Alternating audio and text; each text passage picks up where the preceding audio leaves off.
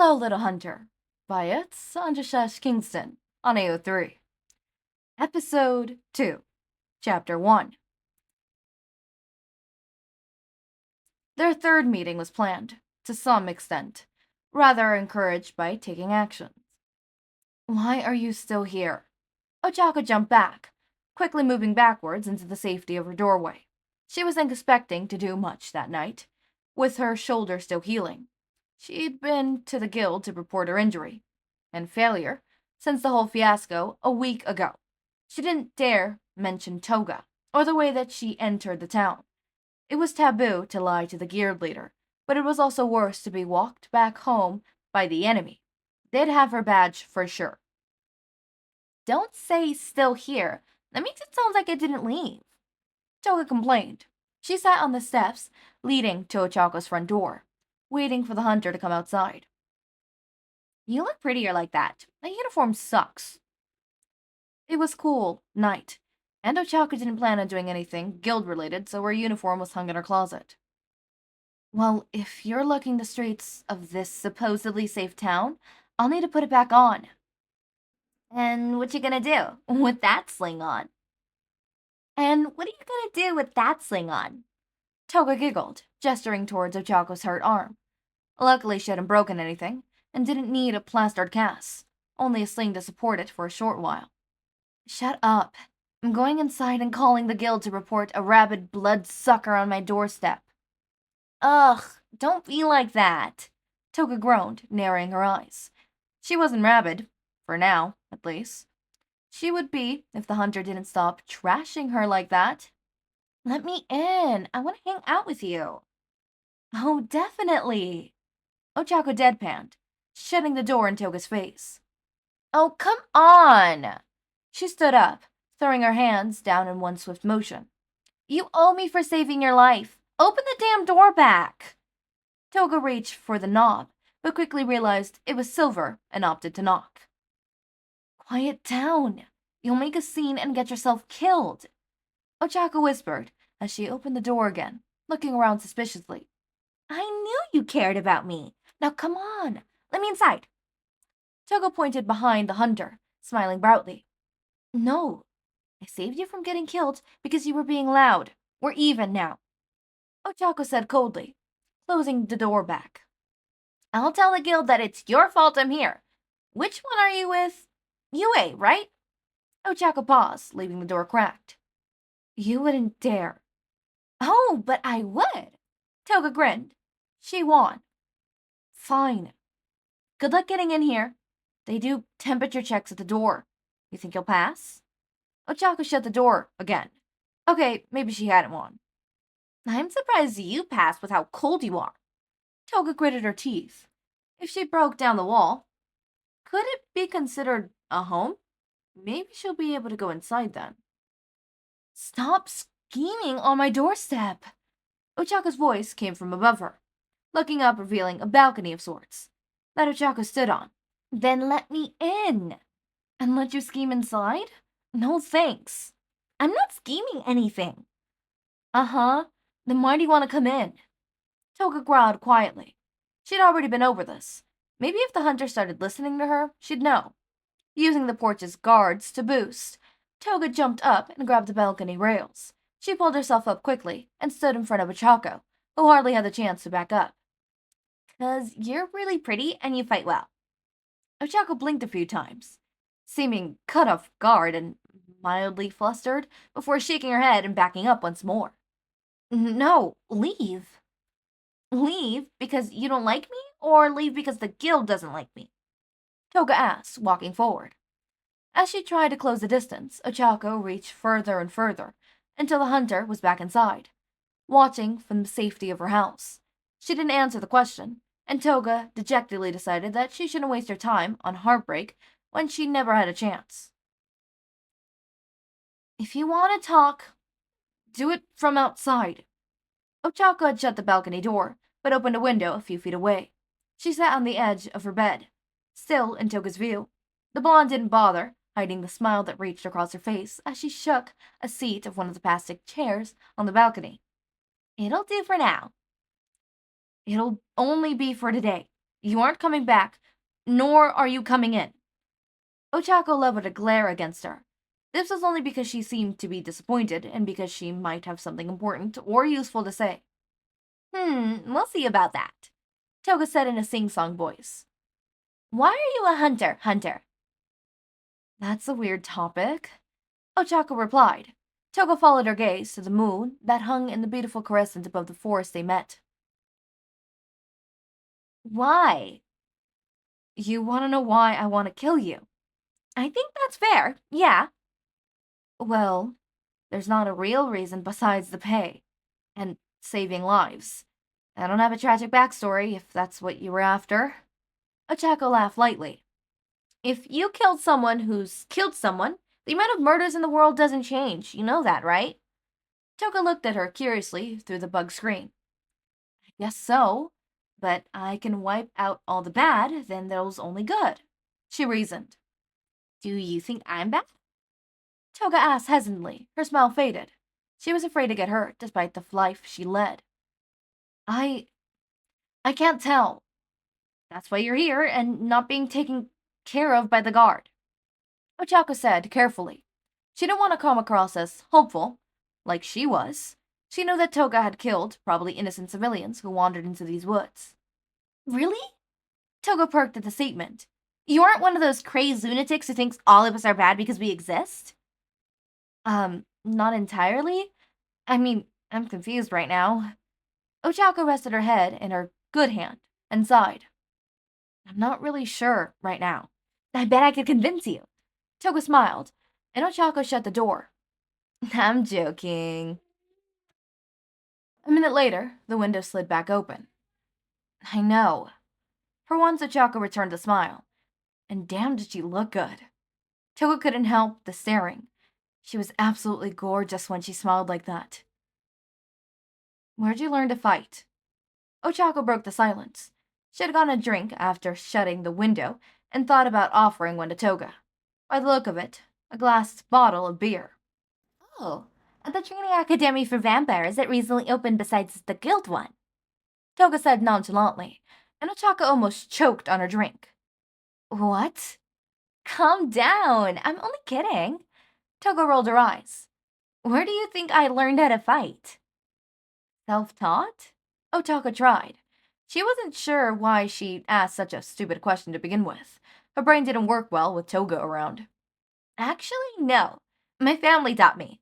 Mainly my brother, Dobby. Well, he's not my blood brother, but we're family nonetheless. Toga smiled, throwing a few air punches for good measure.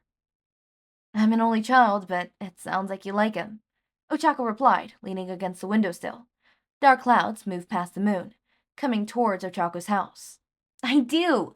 My other brother is named twice, and he's super cool. Then there is Shiggy and Kiro, and they're like the dads of our family.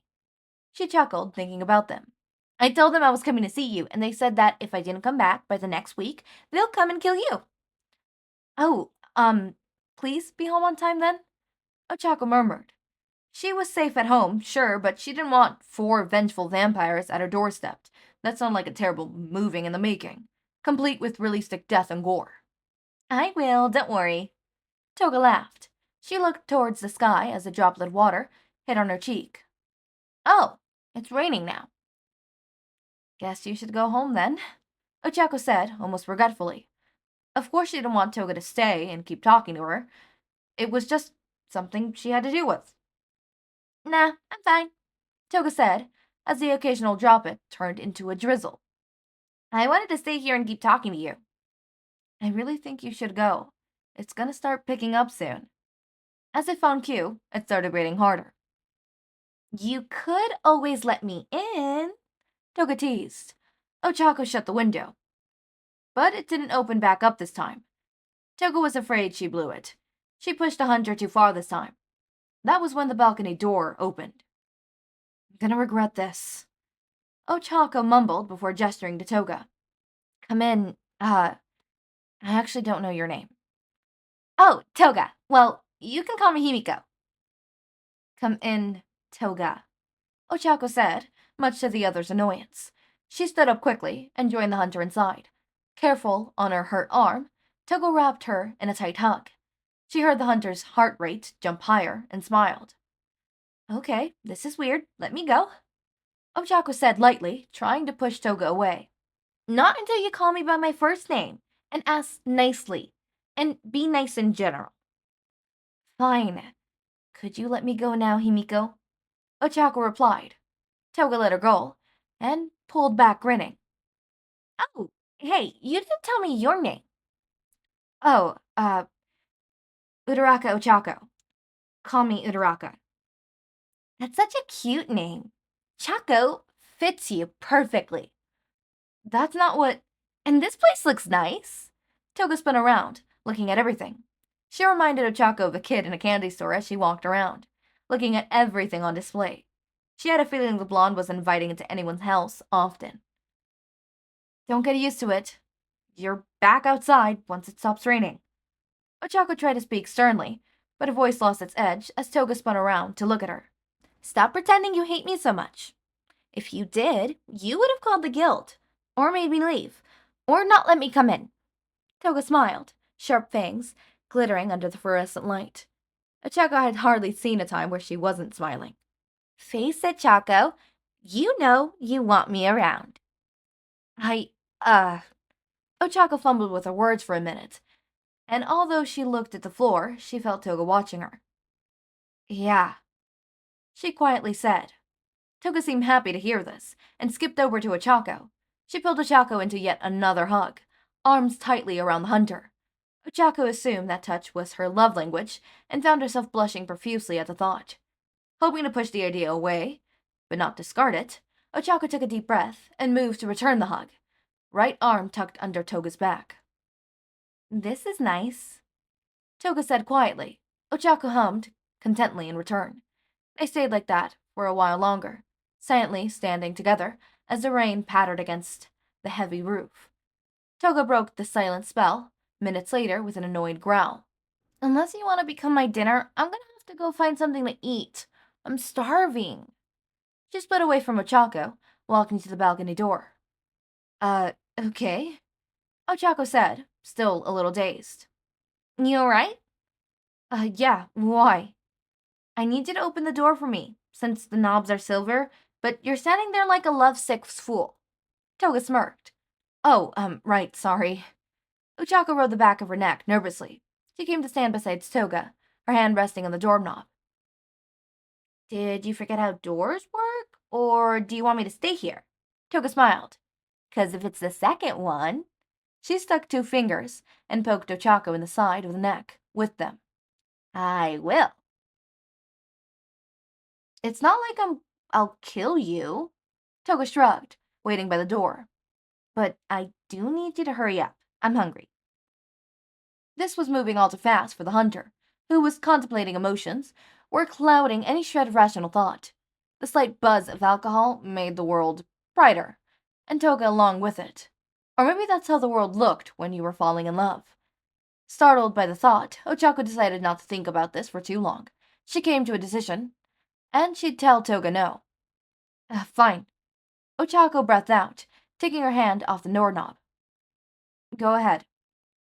Okay, maybe that wasn't the stern no thank you she wanted to tell the blonde, but she wasn't exactly bothered by this. Toga giggled. How drunk are you?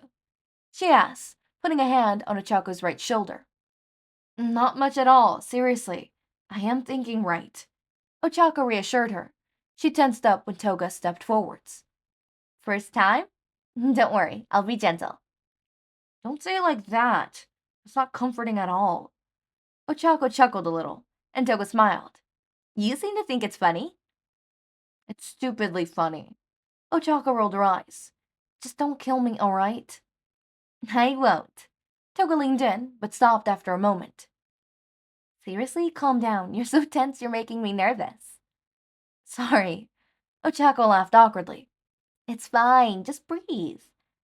I'll tell you it won't hurt, but I've never been bitten, and it definitely sounds like it would. Hurt, that is. That's not helping. Oh, my bad. Toga put her other hand on Ochako's back, rubbing circles. Just close your eyes. Okay. Ochako did as instructed and awaited. whatever she was going to feel. It was like a needle, or rather two, in the side of her neck. She jolted, but didn't move as much, as she was tightly held in place by Toga. The blonde probably expected her to move, whether nervously or from the feeling. After a minute, Ochako started feeling slightly lightheaded, and she opened her eyes. She wasn't even sure if she was feeling lightheaded or if the beer was having an effect. Another minute passed, and Toga loosened her grip on her shoulders and pulled away seconds later. You good? Toga asked, wiping her mouth from the back of her hand. I think so. Ochako touched a hand to the side of her neck, where she'd been bitten. What? She looked at Toga, who shrugged. Magic? There's only ever a bite mark left. No bleeding. It's kinda cool, actually. She looked outside for a minute. It stopped raining. You gonna kick me out now? She teased. I was gonna ask you if you wanted to stay the night, actually. Ochako smiled nervously, looking at Toga. It's morning, you know. Well, you can stay the day if you want. I was gonna say anyways, not like I have another option. Toga began to shut the curtains, framing the room's windows. You act like sunlight'll kill you. Ochako rolled her eyes and helped her friend cover the windows. It hurts. You've never been practically cooking the light. It's not fun. Toga glared at Ochako, who pulled the long curtains down in front of the glass balcony doors. Yeah, but I've gotten sunburned. Not the same. Toga yawned as she spoke, cutting herself off. I'm tired too. Ochako stretched her good arm above her head. You want to bunk on the couch? Huh? I planned on sleeping with you. Probably cuddled up to you. Definitely spooning you at some point. What? Ochako couldn't help the stutter that came with the new red shade on her face. I'm only half kidding. I do want to sleep with you, but I'll take the couch if you close the curtains first. Toga said, quickly backpedaling. Ochako didn't say anything, and Toga nervously corrected herself once again. I mean, that was a joke. I can go do the thing with the curtains. No, damn it. Ochako looked over at Toga, who was heading out the door. Could you, sleep in here with me? Really? Toga turned around fast enough to give Ochako whiplash. Yeah, cuddling sounds nice. Especially the last part. She felt her face flush at her own words, but couldn't help smiling. This was a weird day, with weird feelings and weird events. But it was also weirdly nice, though Ochako was wrong in assuming that Toga couldn't hear her when she spoke quietly like that. You want to be Little Spoon? Toga asked, and Ochako almost choked as she breathed in. Yeah. Toga grinned and patted the bed beside her, and wait, how was she over there already? Huh? Ochako turned to Toga and pointed back where she was before. What? I just walked over here quick. The blonde shrugged. That was not walking. Ochako laughed. That was a full sprint, minimum. Okay, maybe it was. I want to sleep though, so come here. Ochako undid the clip on the back of the string that held her arm in place and stretched it.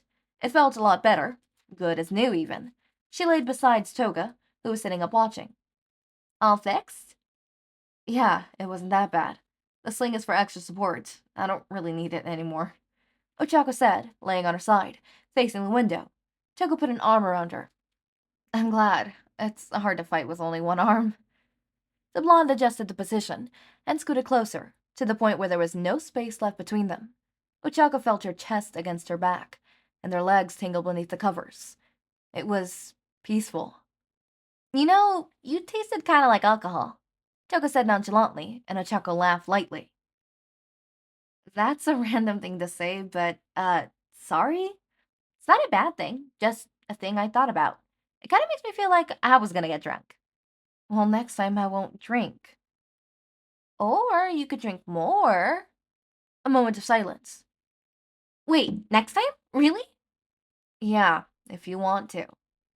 Toga tightened her grip on Ochako. She could have pulled them closer together, had she not already been as close as possible. Yeah, I like that. Hey, Himiko? Yeah, Chako? You're Not one of the bad ones. Why do I love that? Why do I love that? I actually love it. Like, I think I love it too much. The next one's called Cabin. So, is the next one gonna be like, okay, I keep wanting to put angst. No, hold up. Hurt Comfort's there, so it could be there. I don't know. Kingston, I don't know what to think about you, okay? Look, sometimes you don't do angst. So, like, I'm not... Okay, yes, you did kill Luce, but, like... It wasn't in a... Okay, well... I don't know what to think, okay? It did make me cry, so...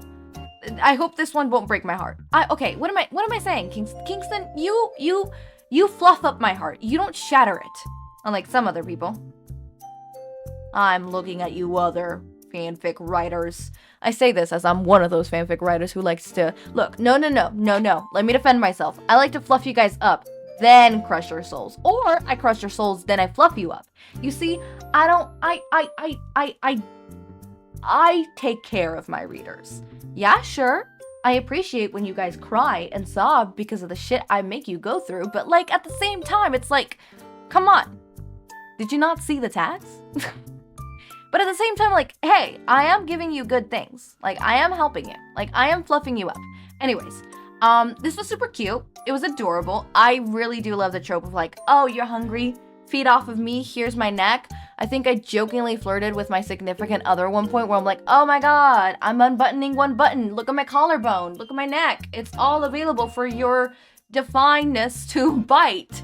In the sense of like they were a vampire. I think I once asked them, like, if I were a vampire, would you love me? And surprisingly, the answer depended on what type of vampire I would be. I ended up saying, like, that was the vampire from At Odds and Ends. And surprisingly, they said that they would. They would love me. I want to be a hybrid. No, fuck vampires. I'll be a hybrid. I'll be Shota Aizawa. Yup. We actually already established that in the relationship. They're Hisashi and I'm Shota. Anyways, but this was a really cute story. It's not end. There's still another chapter. Calm down, guys. But it's a really cute story. I'm enjoying it so far. Is like the next part gonna be angst? Like, is the guild not gonna be okay with this? Is the guild not gonna understand? Also, Ochako said good ones, bad ones. That makes me to believe, is there vampires that live in society? If so, is Endeavor one of them? Obviously, he's not a good one. He's a pretend one. He's a wolf in sheep's clothing, if I do say so. But like, it makes me wonder, is there more? Like, I'm really interested in this world building so far. Like, I love world building. World building is, I love it. I love it. I eat it up for breakfast, lunch, and dinner. When is this getting posted? The 28th? Oh yeah, in like 2-3 days, I'm leaving. For vacation. Not vacation, but like to spend holidays with my dad. And since every time we spend holidays with my dad and he doesn't live here or in our city, we have to like, what's it called? Actually like leave. This time we're going to be spending it at his place instead of my, aunt's place, which, look, I love my aunt, but kind of just want to chillax, relax.